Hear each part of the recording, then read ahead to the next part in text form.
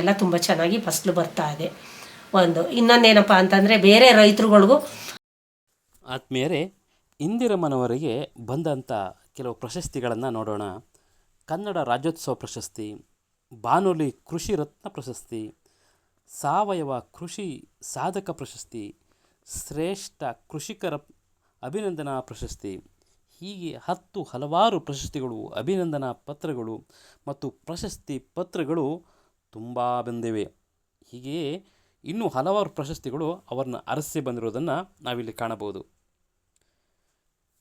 ಇಂದಿರಮ್ಮನವರು ಯಾವಾಗಲೂ ಪ್ರಶಸ್ತಿಗಳ ಹಿಂದೆ ಬಿದ್ದವರಲ್ಲ, ಪ್ರಶಸ್ತಿಗಳೇ ತಾನಾಗಿಯೇ ಇವರನ್ನು ಹುಡುಕಿಕೊಂಡು ಬಂದವೆ.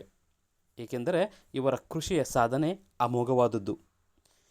ಇನ್ನು ಮುಂದೆ ಯಾವ ರೀತಿಯಲ್ಲಿ ಮತ್ತೆ ತಮ್ಮ ಅನುಭವಗಳನ್ನು ಹಂಚಿಕೊಂಡರು ಎಂಬುದನ್ನು ನಾವು ಈಗಿನ ವಿಡಿಯೋದಲ್ಲಿ ತಿಳಿಯೋಣ ಬನ್ನಿ.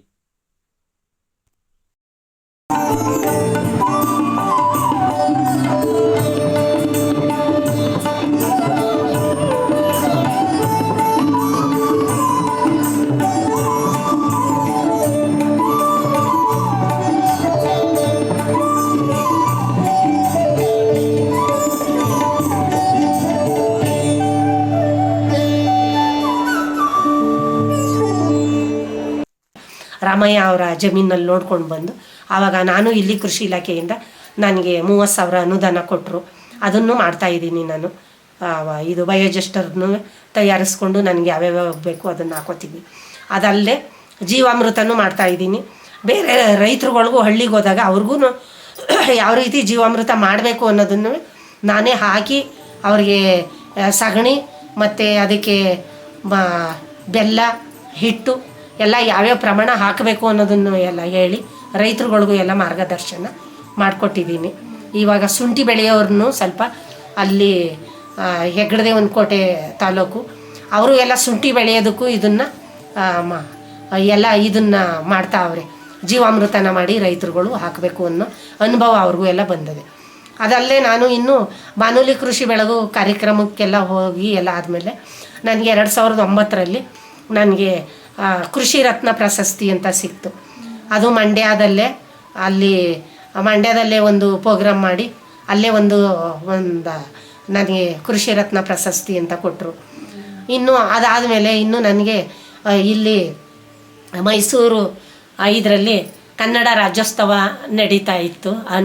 ಕನ್ನಡ ರಾಜ್ಯೋತ್ಸವದಲ್ಲಿ ಅದಕ್ಕಿಂತ ಮೊದಲು ಒಂದು ವಾರ ಅನ್ನೋಂಗೆ ನಂದು ಗೊಬ್ಬರ ಕೇರಳದವ್ರಿಗೆ ಒಂದು ನಮ್ಮ ಮಿರ್ಲೆ ಹುಡುಗ ಬಂದು, ಅಮ್ಮ ನಿಮ್ಮದು ಗೊಬ್ಬರ ಕಳಿಸ್ಬೇಕು, ಎಲ್ಲ ಕಡೆ ಗೊಬ್ಬರ ಕಳಿಸ್ತಾವ್ರೆ ಕಣಮ್ಮ ಅಂತ ಕೇರಳಕ್ಕೆ ನನ್ನ ಅಡ್ರೆಸ್ ಬರೆದು ಅದಕ್ಕೆ ಹಾಕಿ ಸರ್ವೆ ನಂಬರ್ ಬರೆದು ಗೊಬ್ಬರ ಕಳಿಸಿದಾಗ ನಂದೇ ಅಲ್ಲಿ A1 ಗೊಬ್ಬರ ಅಂತ ಅಲ್ಲಿ ವಿಜ್ಞಾನಿಗಳು ಪರೀಕ್ಷೆ ಮಾಡಿದಾಗ ನಮ್ಮದೇ ಚೆನ್ನಾಗಿ A1 ಗೊಬ್ಬರ ಅಂತ ಬಂತು ಅಂಥೇಳಿ ನನಗೆ ಪ್ರಶಸ್ತಿ ಕೊಡೋದಕ್ಕೆ ಇನ್ನು 3 ದಿವಸ ಇತ್ತು.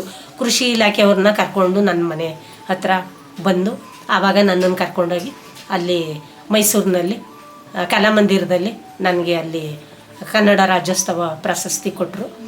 ಅದಾದಮೇಲೆ ಇನ್ನು ಹಂಗೆ ಅದನ್ನೇ ಮುಂದುವರಿಸ್ಕೊಂಡು ಇಲ್ಲಿ ತನಕನೂ ಇವಾಗಲೂ ಬಂದಿದ್ದೀನಿ.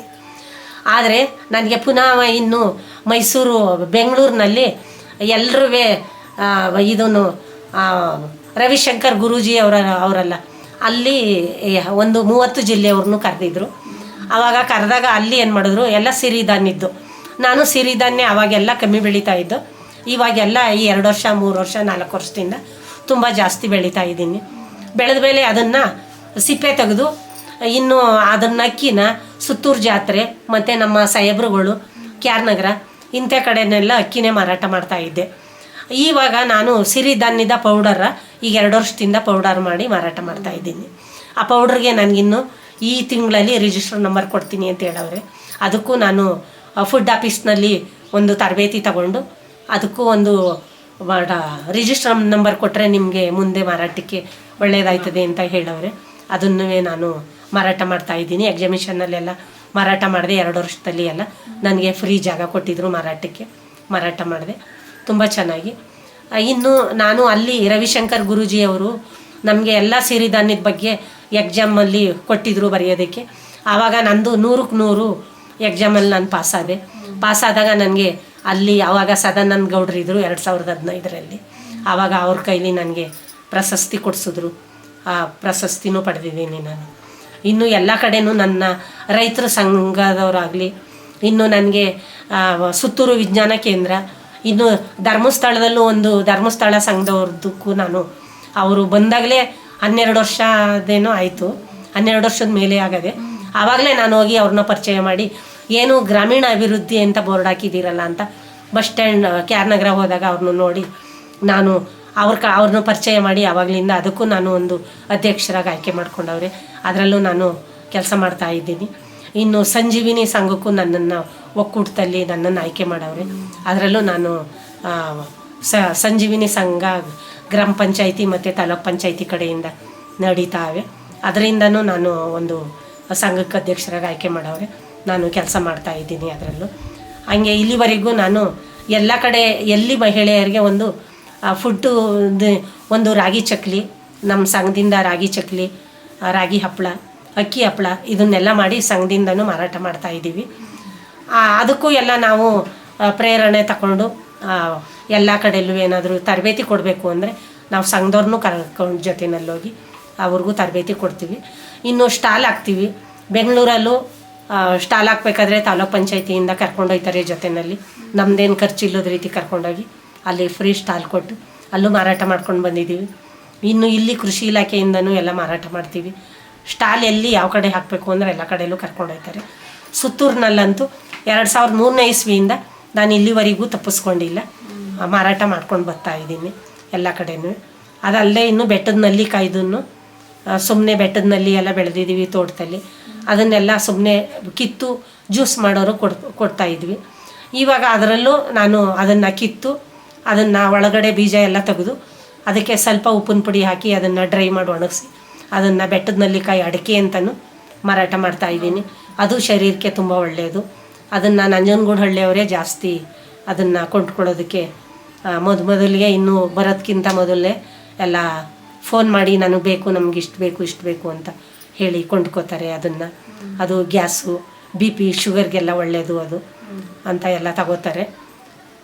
ಇನ್ನು ನನಗೆ ಎಲ್ಲ ಕಡೆಯೂ ಇದು ಸನ್ಮಾನ ಮಾಡವ್ರೆ ಆಕಾಶವಾಣಿ ಕಡೆಯಿಂದ, ಇನ್ನು ನನಗೆ ಧರ್ಮಸ್ಥಳ ಕಡೆಯಿಂದ, ಇನ್ನು ನನಗೆ ಇವರು ಕೃಷಿ ಇಲಾಖೆ ಕಡೆಯಿಂದ, ಸುತ್ತೂರು ವಿಜ್ಞಾನ ಕಡೆಯಿಂದ, ಎಲ್ಲ ಕಡೆಯಿಂದನೂ ನನಗೆ ಸನ್ಮಾನ ಮಾಡವ್ರೆ.